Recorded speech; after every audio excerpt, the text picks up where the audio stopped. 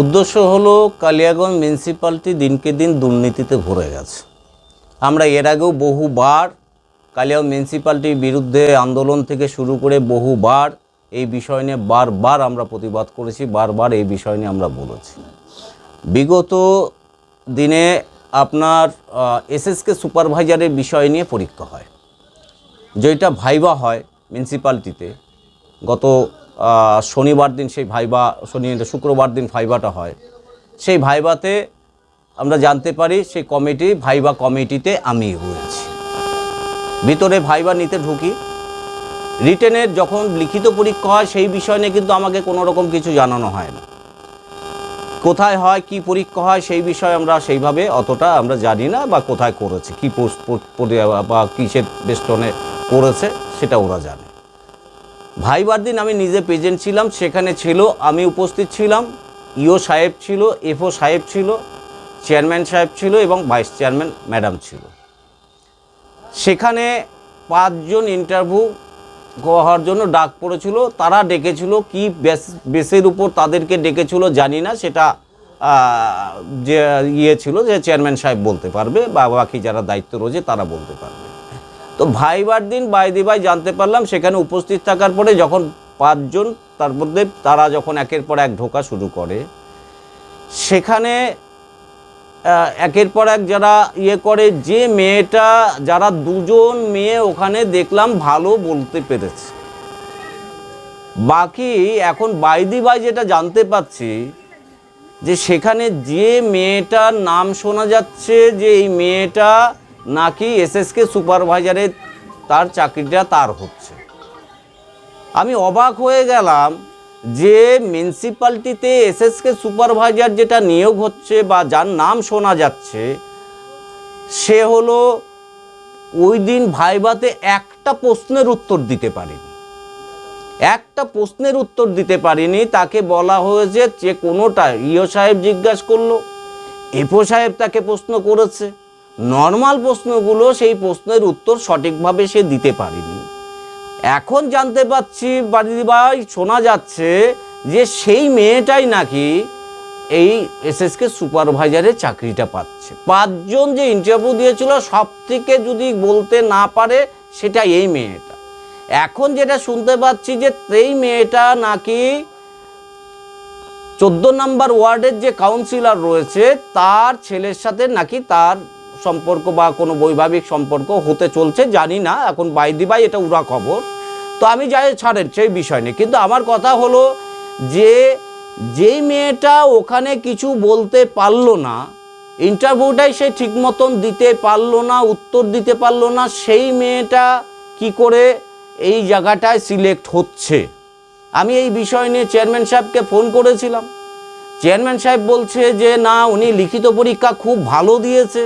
আমি বললাম তো আপনি তো নিজে প্রেজেন্ট ছিলেন, আপনি নিজে দেখেছেন, ও কিছু বলতে পারেনি। উনি বলছে হ্যাঁ, তাহলে মনে হয় লিখিত পরীক্ষা ও ভালো দিয়েছে, লিখিত রেজাল্ট। তাহলে যে মেয়েটা ইন্টারভিউতে ঠিক মতন উত্তর দিতে পারছে না, লিখিত পরীক্ষায় কিভাবে হলো? আমার এইটুকু আপনাদের মাধ্যমে সমস্ত প্রশাসনিক কর্তা এবং চেয়ারম্যান সাহেবের উদ্দেশ্যেও বলছি, লিখিত পরীক্ষা আমার এইটুক ধারণা এটা অস্বচ্ছ হয়েছে। এই লিখিত পরীক্ষা বাতিল করা হোক, নতুন করে আবার নোটিশ দেওয়া হোক, তারা পেপার অ্যাডভার্টাইজমেন্ট করা হোক, সমস্ত স্তরের যারা এর যোগ্য তারা অ্যাপ্লাই করুক, এবং ম্যাজিস্ট্রেট লেভেলের সেইভাবে একটা কমিটি তৈরি করে সেই কমিটির নখদর্পণে পরীক্ষা হোক বা ইন্টারভিউ হোক, সেই বেসিসের উপর নেওয়া হোক।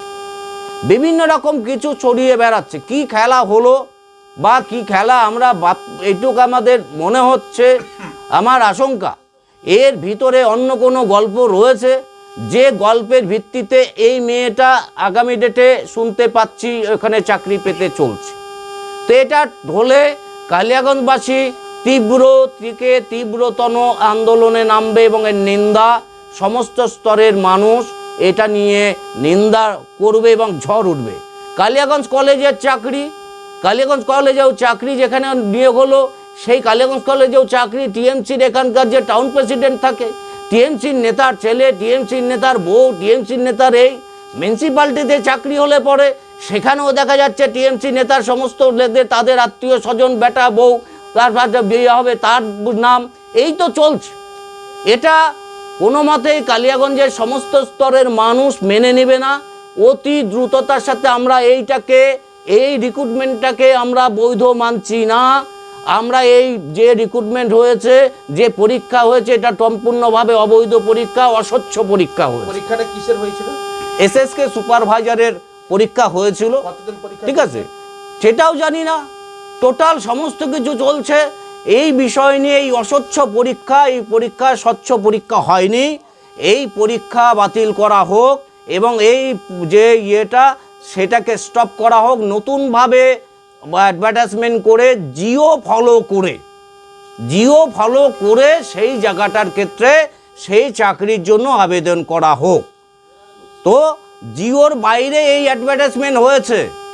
আমরা এইটুক বলছি, আমরা আগামী ডেটে এই বিষয় নিয়ে আরও বৃহত্তর জায়গায় যাব এবং সমস্ত স্তরে যারা পরীক্ষা দিয়েছেন আপনাদেরকেও বলছি, এই পরীক্ষা আমার এইটুক আশঙ্কা, এই পরীক্ষা স্বচ্ছ পরীক্ষা হয়নি। কি করে একটা মেয়ে ইন্টারভিউতে একটা প্রশ্নের উত্তর দিতে পারছে না, সেই মেয়েটা লিখিত পরীক্ষায় এত রেজাল্ট পেয়ে গেল, ভাবতে অবাক লাগছে। সেটা আগামী দিনে মিউনিসিপ্যালিটিতে জানতে পারবেন। আমি খালি ইঙ্গিত দিলাম, কিন্তু ঘটনা হচ্ছে যে মেয়েটা পেতে চলছে, যা বাই জানতে পারছি, কালিয়াগঞ্জে বিভিন্ন স্তরে বিভিন্ন মানুষ অলরেডি নামটা জেনে ফেলেছে। কিন্তু সেটা যদি হয়, এটা সব থেকে কালো দিন হবে মিউনিসিপ্যালিটির জন্য। তাহলে তিনজন কতদিন ইন্টারভিউ দিয়েছে? তিনজন নাকি পাঁচজন ইন্টারভিউতে ছিল। প্রথম 1 নাম্বার যে ইন্টারভিউ, তা 1 নাম্বারে যার নামটা ছিল। তো সেই জায়গাটায় বলছি, এটা যে ঘটনা চলছে সমস্ত জায়গায়, কাউন্সিলরের পরিবার, কাউন্সিলরের তাহলে বাকি যে কার্যকর্তা, বাকি সমস্ত একটা স্বচ্ছতার সাথে নিয়োগ হোক না সমস্ত স্তরে। এর আগেও মিউনিসিপ্যালিটিতে একের পর এক ঘটনা, কলেজে সেখানে ঘটনা। কি চলছে কালিয়াগঞ্জে? টিএমসি শাসক দলের কাছে মানুষ কি এটাই চেয়েছে? মানুষকে এই কারণেই সবাইকে জিতিয়ে পাঠিয়েছে ওখানে। এটা আমরা চাই এই লিস্ট বাতিল করা হোক, নতুন করে পরিক্ষার দাবি করছি। এর আগে কিন্তু কলেজের ব্যাপারে কিন্তু আপনারা কোনো আন্দোলন করেননি, কিন্তু পরে কিন্তু কলেজের বিষয় নিয়ে দেখুন, কলেজের বিষয় ভারতীয় আমাদের এবিভিপি অখিল ভারতীয় বিদ্যার্থী পরিষদ জানে। আমরা প্রথমবার আমরা লিখিত দেই, তারপরে এবিভিপির থেকে আপনারা দেখেছেন, আপনারাই খবর করেছেন, কালিয়াগঞ্জ সুকান্ত মোড়ে এবং বিভিন্ন জায়গায় আন্দোলন যা করার অখিল ভারতীয় বিদ্যার্থী পরিষদ করেছে। এই অখিল ভারতীয় বিদ্যার্থী পরিষদ প্রতিনিয়ত লেগে রয়েছে সমস্ত বিষয় নিয়ে। তারা তাদের যতটা আন্দোলন সেই অনুযায়ী করে সমস্ত স্তরে। গোটা রাজ্যটাই অসচ্ছল চলছে, সমস্ত জায়গায় লুটের রাজ্যে পরিণত হয়েছে। এই যে বিষয়গুলো চলছে প্রতিনিয়ত বিরোধী, আমরা বিজেপি পক্ষ থেকে গোটা রাজ্য জুড়ে সমস্ত স্তরে সমস্ত কার্যকর্তার নেতৃত্ব প্রতিনিয়ত লড়াই করে চলছে। তাও মানুষ কিছুটা হলেও স্বস্তিতে আছে। যদি এই বিরোধী নেতৃত্বরা বিজেপির না থাকতো, তাহলে আজকের ডেটে মানুষ এই পশ্চিমবঙ্গ ছেড়ে পালাতে হতো। এইটুক বাই যেহেতু আমাদের কাছে সঠিক তথ্য প্রমাণ নেই, আমি আপনার মাধ্যমে কাউন্সিলরে খুব কাছের লোক, আগামী ডেটে হয়তো তাদের পরিবারের অংশ হতে চলছে। যতদূর সম্ভব মেয়েটার বাড়ি হয়তো হতে পারে। তো যাই হোক, যেই পাক, আমাদের সেই বিষয় নিয়ে বক্তব্য নয়।